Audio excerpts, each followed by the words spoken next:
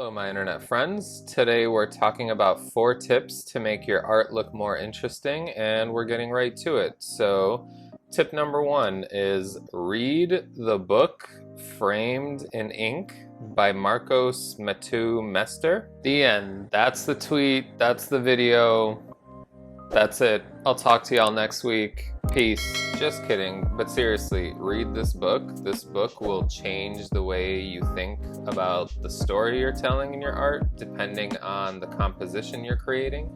The book breaks down a lot of important stuff and really changes the way you set up an image, or at least opens your mind to it. If you want me to do like a deep dive book review of this book, let me know in the comments. If you're a comic book artist working on an independent comic book, you especially need this book because it will also improve your visual storytelling. But even if you're a fine art painter, this book will definitely improve your compositions, like without a doubt. Second tip, I've kind of said this in other videos, but if you're making character art, you gotta change up your character's poses. Please change up the angle of your character. There's definitely been times where I've been stuck in like the 3/4 look headshot and or the standing in place, hands at my side, standing pose before. I know some of you are also stuck in this art purgatory. Shit is boring, bruh. Switch it up. We got to. An example of someone who is killing it at interesting dynamic poses from like cool ass angles is this artist Garrett Hanna, who I recently discovered on Twitter when he was posting a lot of Dragon Ball Z fan art, like you can see here. We're looking at his Instagram. I love his fan art. I mean, look at it. This guy undoubtedly made the most fun Dragon Ball Z fan art I've seen in a while. Like, look at the angles, look at the expressions, the foreshortening, the poses. Like, it's crazy. It's like you've got, bird's eye view here with the Kid Buu. You've got like an ant's eye view with the Majin Buu and Gohan image. It's like, it's not your typical, or look at Goten and Trunks. Like, these are just like cool compositions. They're just fun. They're just fun. His style is very fun, and not only is his style fun, but his like choice when it comes to angles, compositions, and poses is really fun. I'm nerding out. Sounds like you're overthinking this whole inheriting thing. Stop nerding out! Third tip, I kind of mentioned in tip 2 that you might get stuck in the art purgatory of standstill pose and front-facing angle purgatory. The reason you get stuck doing that is probably because you aren't using reference enough. And you gotta start doing that more, friend.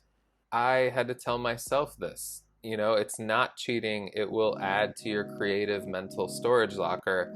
And if you're not finding the right reference online, then take your reference photos of yourself, but do it while you're moving. That will make your gesture sketch look more natural. Take shots from below or above. We stealing, what Garrett Hanna's doing right now, okay?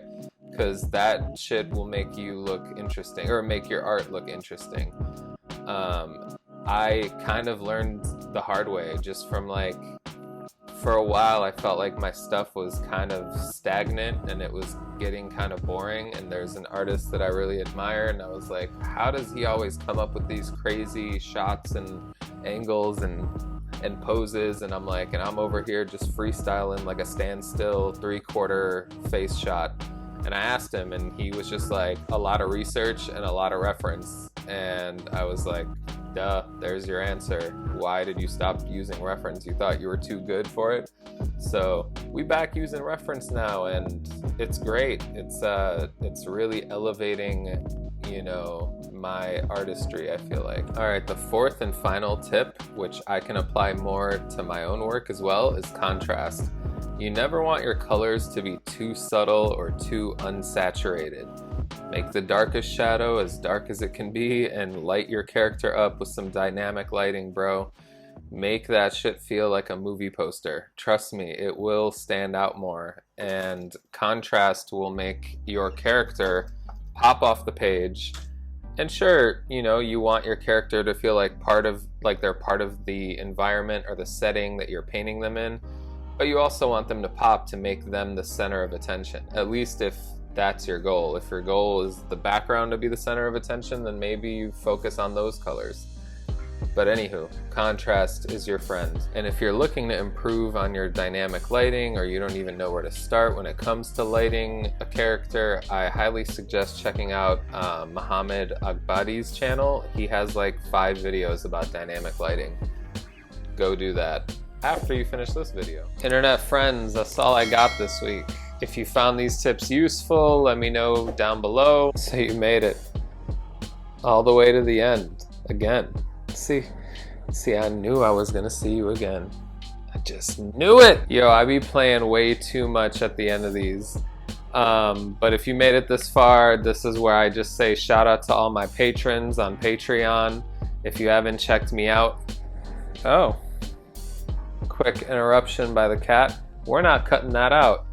Like I was saying, if you haven't checked me out on Patreon, I suggest you do so. I usually share exclusive looks at finished comic book pages on there that I don't really share anywhere else because I'm not planning to until I finish the comic book. I'll also be sharing, you know, page templates for my upcoming art book that I'm working on for the end of 2020. It probably won't be out till like spring 2021, but you know, sharing progress shots of that as well. And shit, sometimes I just share art there first before anywhere else. So check me out, support your boy. Also, what do you guys think of this t-shirt design prototype that I'm wearing? Is it fly? Is it drip? Is it skip? Is it trash? Let me know.